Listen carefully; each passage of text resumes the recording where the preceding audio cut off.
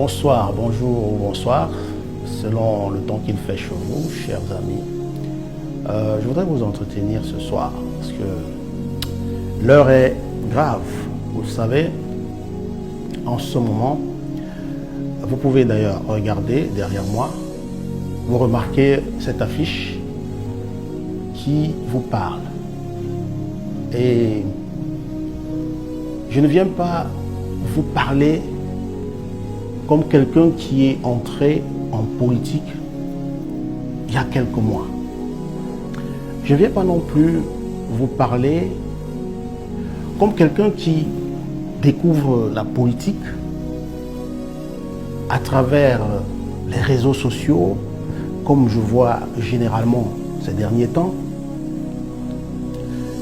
Je ne vous parle pas comme quelqu'un qui ne maîtrise pas ce qu'il dit.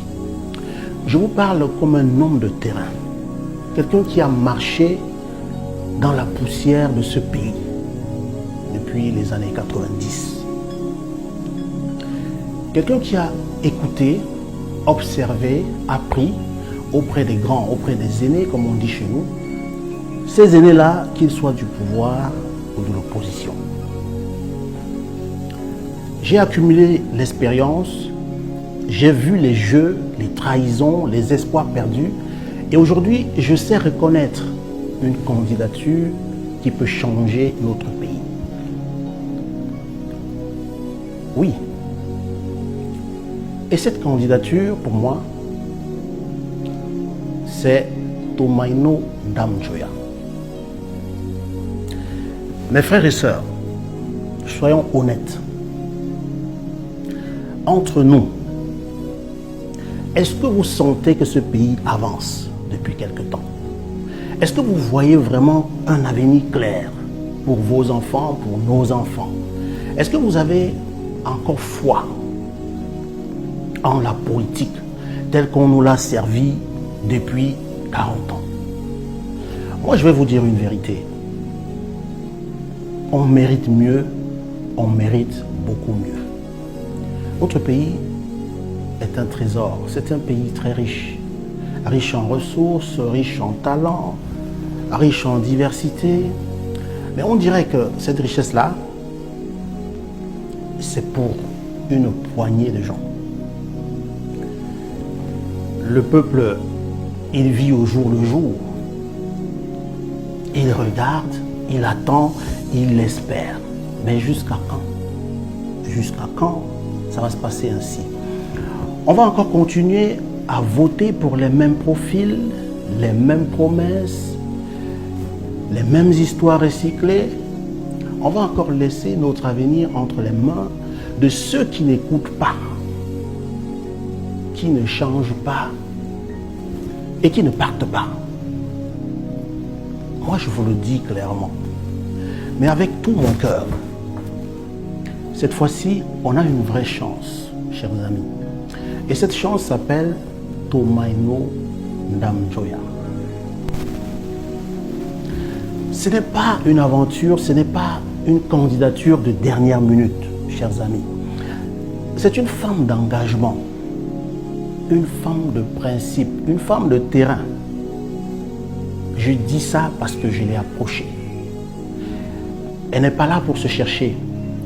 Elle est là pour reconstruire. Elle n'est pas là pour faire du bruit, du tapage. Elle est là pour faire du sens. Le sens, c'est ça qui manque. Ça fait des années qu'elle est dans l'action.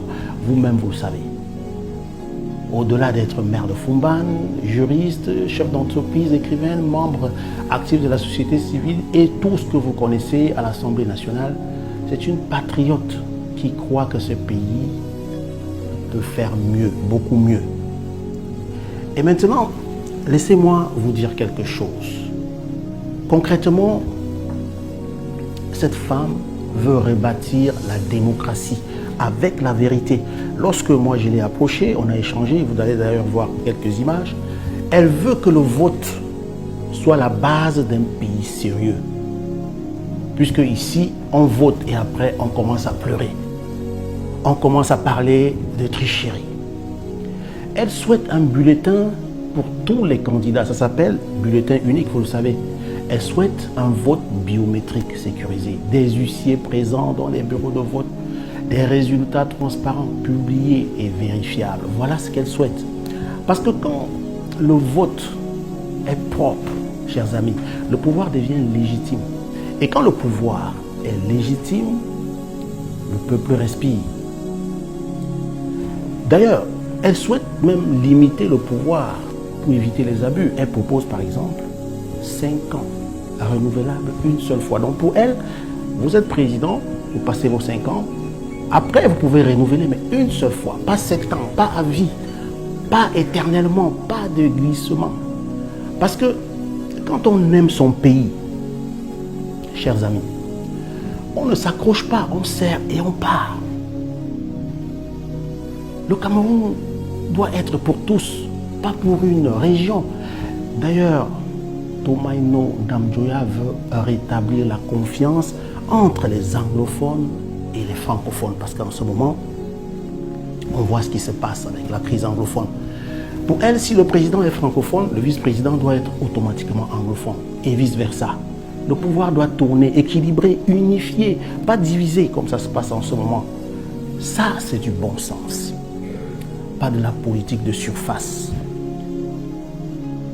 Et elle souhaite remettre le peuple au centre. Son projet propose, j'ai envie de dire, 3 piliers simples, mais puissants.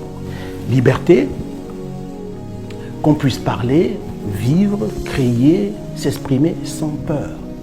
Responsabilité, que chacun dirige sa vie comme cela doit être, mais de manière responsable.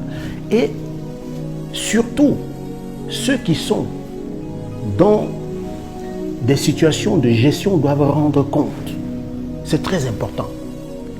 Et donc, je pense que ce n'est pas un discours qu'elle fait, c'est seulement un appel au réveil. Et elle ne souhaite pas mettre certaines personnes de côté. Elle veut rassembler au lieu de diviser. Elle ne veut pas être juste la candidate de l'UDC. Parce qu'elle travaille déjà, vous le voyez depuis quelque temps, le groupe de Fumban avec d'autres partis. Elle tend la main. Elle veut une vraie opposition unie, pas dispersée. Bon, il est vrai que ces derniers temps, on a un peu peur. Mais elle veut qu'on mette de côté les égos et penser d'abord au peuple. C'est le peuple, celui-là qui est au centre, c'est le peuple.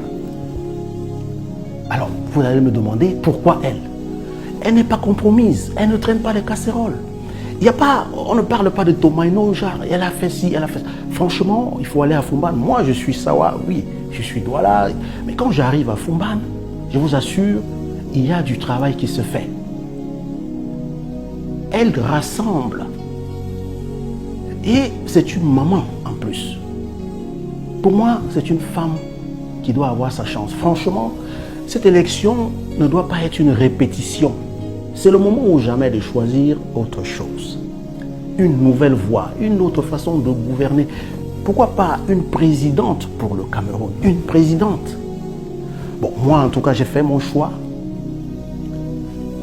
Je suis derrière Tomaino Ndamjoya parce que je pense que je veux un pays juste, un pays stable pour mes enfants, pour vos enfants. Un pays qui avance avec tout le monde. Pas seulement une minorité. Et vous, dites-moi un peu. Vous allez encore voter par habitude, ou bien comme d'habitude, ou par espérance. Vous allez encore choisir la peur ou le courage, l'indifférence ou le sursaut. Je dois vous dire que le 12 octobre, on doit refaire l'histoire. Ne laissons pas notre destin nous échapper. Une fois encore, pour moi, Tomaino Ndamjoya, c'est une présidente qui peut apporter une ère nouvelle. Donc, ne votons plus par habitude. Il faut qu'on vote cette fois-ci pour tourner la page, pour changer les choses. Tomaino Ndamjoya, c'est le vrai virage. Et cette fois-ci, il ne faut pas qu'on rate le virage, chers amis. Ne ratons pas ce virage. Je vais vous montrer une vidéo, en fait, des images qui vont illustrer, pour ceux qui ne connaissent pas mon parcours. Quand je dis aujourd'hui, je suis dans la politique, même si j'ai travaillé en arrière-plan, mais ça fait près de 30 ans que cela dure. J'ai appris, je vous répète, auprès des aînés. Il y a des gens que je ne veux pas citer ici. Je ne veux même pas parler des personnes vers qui je suis allé apprendre. Et je vous dis, réfléchissez à 2 tours. Cette femme peut apporter quelque chose de nouveau dans ce pays parce qu'on en a besoin, chers amis, on en a besoin. Vous ne pouvez pas aller au marché, comme je dis souvent, aujourd'hui avec 5 000 francs CFA pour une famille de 3 personnes et réussir à vous nourrir en une journée. Ce n'est pas possible. La vie, ce n'est plus ça. On a l'impression que certains vivent pendant que d'autres vivotent. Et là, vous allez bien observer le plan que nous propose Tomaino Damjoya. Pour moi, c'est le meilleur. Merci. Merci de m'avoir regardé. Merci de m'avoir écouté. Surtout, prenez le temps d'y réfléchir et de réécouter cette vidéo. Et de partager surtout à toutes vos connaissances. Au revoir. À bientôt.